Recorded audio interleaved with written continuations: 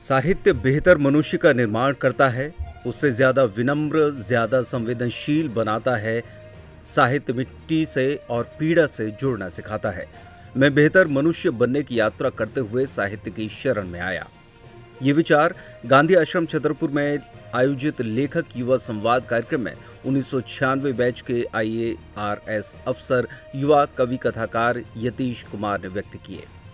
बोरसी भर आंच कृति के लेखक ने पाठकों और युवाओं के सवालों के जवाब में कहा कि मेरी पृष्ठभूमि हिंदी भाषा के विद्यार्थी की नहीं रही है।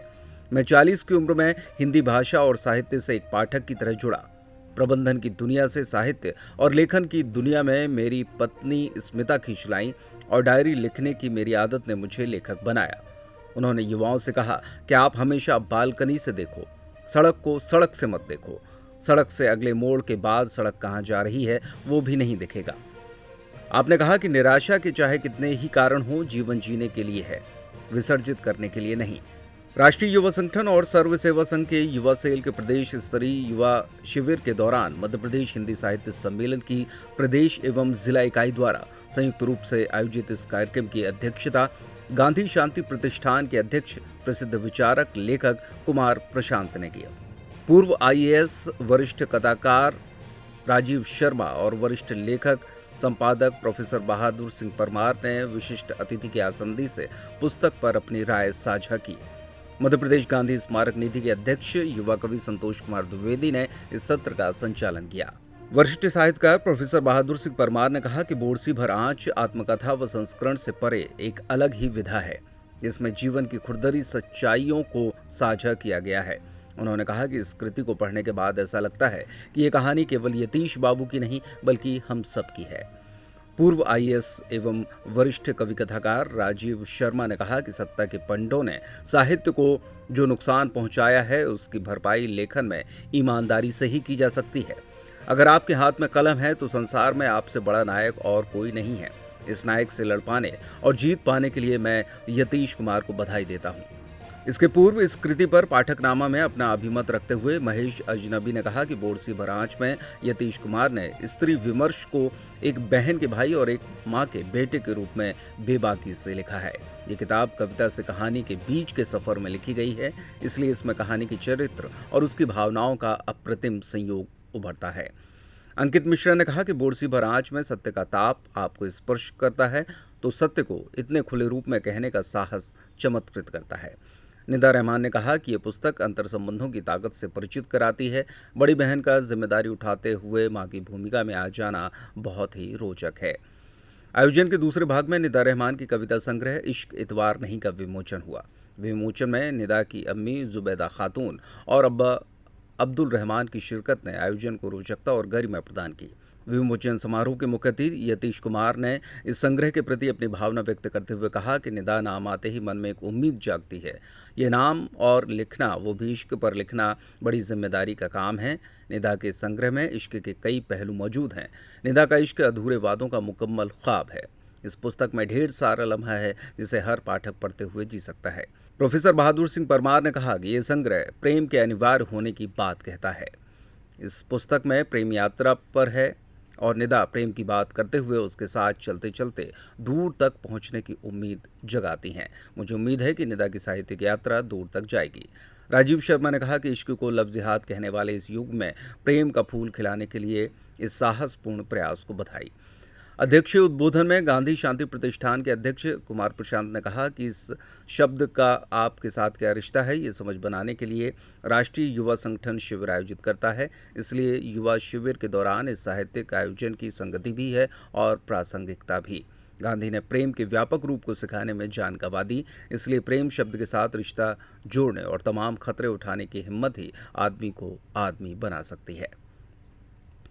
अपनी रचनाओं के संदर्भ में निदा रहमान ने कहा कि मैं इश्क की एक्सपर्ट नहीं हूं, लेकिन प्रेम की भाव अभिव्यक्ति में जिस अनुभूति, संवेदना और समर्पण की ज़रूरत है वो इस संग्रह में प्रकाशित हुआ है। प्रेम मनुष्य को मनुष्य बनाता है, इसलिए इसमें छुट्टी या इतवार की गुंजाइश नहीं। विमोचन के सत्र का संचालन नीरज खरे ने किया। राष्ट्रीय युवा संगठन और हिंदी साहित्य सम्मेलन के संयुक्त आयोजन में गांधी स्मारक निधि दिल्ली के सचिव संजय सिंह, दमयंती पाणी, राष्ट्रीय युवा संगठन के राष्ट्रीय संयोजन समिति की सदस्य प्रेरणा देसाई, सर्व सेवा संघ की युवा सेल के राष्ट्रीय संयोजक भूपेश भूषण, प्रांतीय संयोजक शिवकांत त्रिपाठी, सुरेंद्र अग्रवाल, आभा खरे, उर्मिला अहिरवार, संजय जैन, प्रभात तिवारी, शंकर सोनी सहित शहर के समाजसेवी और साहित्यकार उपस्थित रहे। कविता की पुस्तक उसका विमोचन हुआ है जी। कैसा महसूस कर रही हैं और इस पुस्तक में कविताओं के माध्यम से क्या कहने का प्रयास है? ये मेरे लिए बहुत खुशी की बात है कि गांधी आश्रम में किताब का विमोचन हुआ है। टाइटल है इश्क इतवार नहीं। तो इस टाइटल से ही समझ में आएगा कि किताब में इश्क है, मोहब्बत है, प्यार है, अपनापन है, सारी चीज़ें हैं। और इसको लिखने का ये है कि लोग मोहब्बत को बहुत अलग तरीके से देखते हैं। तो मैं थोड़ा सा अपना नज़रिया अभी बताना चाह रही हूँ कि क्या चीज़ें हैं और क्या चीज़ें मोहब्बत को लेके होनी चाहिए, जो आज के यूथ को थोड़ा सा आई ओपनर की बात करें। इसमें लगता है अच्छा वो लगा ये क्या रिसीवर है? चलो जी। संतोष जी, आज किस तरह का कार्यक्रम रखा गया, क्या रूपरेखा थी? और ये राष्ट्रीय युवा संगठन के प्रादेशिक युवा शिविर के दौरान यतीश कुमार जी की बहुचर्चित पुस्तक बोरसी भर आँच पर केंद्रित एक चर्चा थी, लेखक युवा संवाद, जिसमें मुख्य अतिथि के रूप में लेखक स्वयं यतीश कुमार जी शामिल हुए और पूर्व IAS राजीव शर्मा, जो खुद भी कवि कथाकार हैं, वे शामिल हुए और प्रोफेसर बहादुर सिंह परमार जी। इस सत्र की अध्यक्षता प्रख्यात लेखक, पत्रकार और गांधी शांति प्रतिष्ठान के अध्यक्ष कुमार प्रशांत जी ने किया। और इसके तुरंत बाद निदा रहमान की पहली कविता पुस्तक इश्क इतवार नहीं का विमोचन हुआ। मध्य प्रदेश हिंदी साहित्य सम्मेलन की प्रदेश और जिला इकाई ने संयुक्त रूप से ये आयोजन किया, जिसमें नगर के सभी साहित्यकार और युवा शामिल हुए।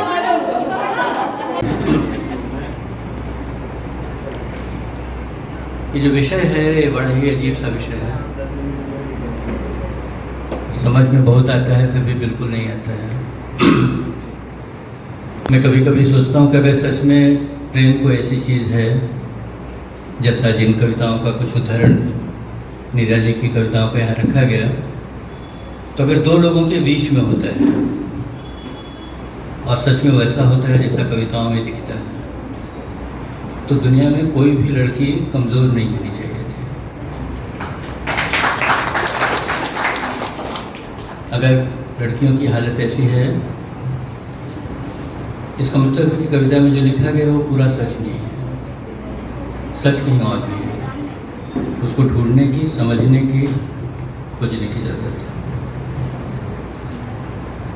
तो गालिब ने कहा ना कि एक आग का दरिया है और डूब के जाना। तो डूब कर जाना तो एक चीज़ है ही है, आग का दरिया है, उसको भी समझने की ज़रूरत है। इसलिए ये सारे जो प्यार के संदर्भ में बातें हैं, इश्क के बारे में बातें हैं, वो इतवार की हों या मंगलवार की हों, सब होती एक ही बात है,